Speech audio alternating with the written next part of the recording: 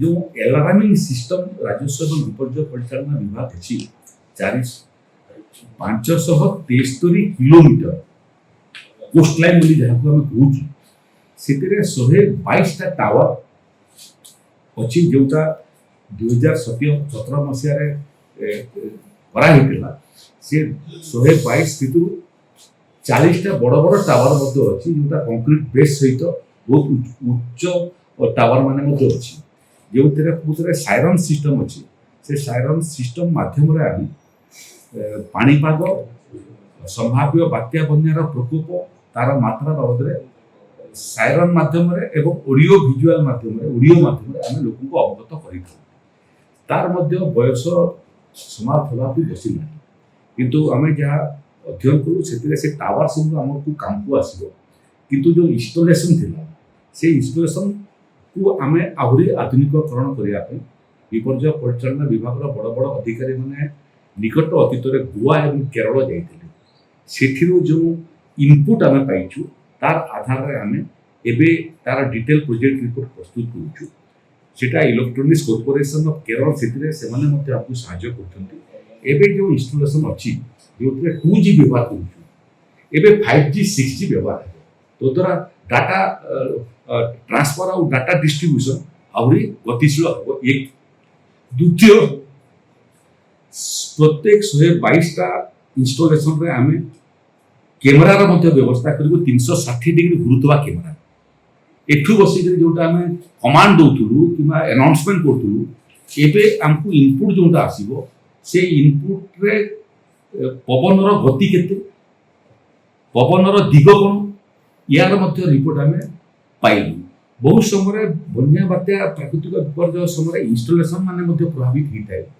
एवं थर गोटे इंस्टॉलेशन प्रभावित है पूरा सिस्टम डिस्टर्ब हो तेणु सैटेलाइट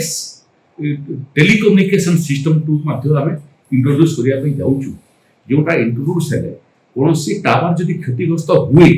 बेले डाटा डिस्ट्रीब्यूशन प्रभावित हेब नहीं यार सांगरे सांगरे कंट्रोल रूम रू आम तार गतिविधि एवं तार प्रकोप जापर एवं तार सांगरे सांगरे 314 ब्लॉक जोटा अच्छी सांगरे डाटा शेयरिंग आम व्यवस्था करूँ 30टा जिला 314टा ब्लॉक अत्याधुनिक सिस्टम इंस्टॉलेशन हम जार फल सारा ओडिशा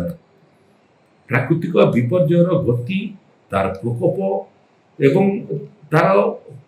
प्रभाव बाबद आम पूर्व सूचना कर संबलपुर राडार सिस्टम क्रियाशील हो गलानी एवं तार माध्यम मोटामोटी आम पूर्व अनुमान आहरी शाणित हो गोपालपुर जो टावर से टावर रे टेक्निकल कारण गरम हो गरम फल टोटाल कार्यक्षमता टी कमी जाइए पारादीप जोटा टावर था सेटा टेक्निकल कारण रिपेयरिंग चली संभवतः आगामी 24-48 घंटा भर तार रिपेयरिंग काम सरी भुवनेश्वर जो टावर आम करूँ से टावर कार्यक्षमता आगामी दिन में संपूर्ण हो कार्यक्षम हो बालेश्वर रे पार्ट्स माने टावर पहुँचीगला इंस्टॉलेशन चली तेणु बालेश्वर संभवतः आगामी मासे 2 मास कार्य संपूर्ण हो पुरी रे गोटे नुआ टावर करने सरकार निष्पत्ति नहीं तार काम आरंभ होगापी जाऊँगी पाणीपागर पूर्व अनुमान को आहरी शाणित और निखुण करवा विपर्य समय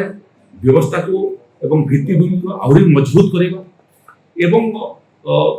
लोकों सांगरे एवं ब्लॉक प्रशासन सांगरे डाटा शेयरिंग करवा सैटेलाइट फोन एवं 5G 6G पर्यंत आपको व्यवहार कर आवश्यकता अच्छी ये क्रम आम डिटेल प्रोजेक्ट रिपोर्ट प्रस्तुत हो संभवतः आगामी दिन में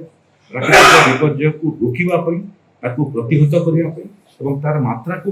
एवं प्रकोप को कम करने मत लगुच राजस्व और विपर्य परिचालन विभाग आउ गोटे लेवल आउ गोटे सोपान ऊपर को जावाटा आरंभ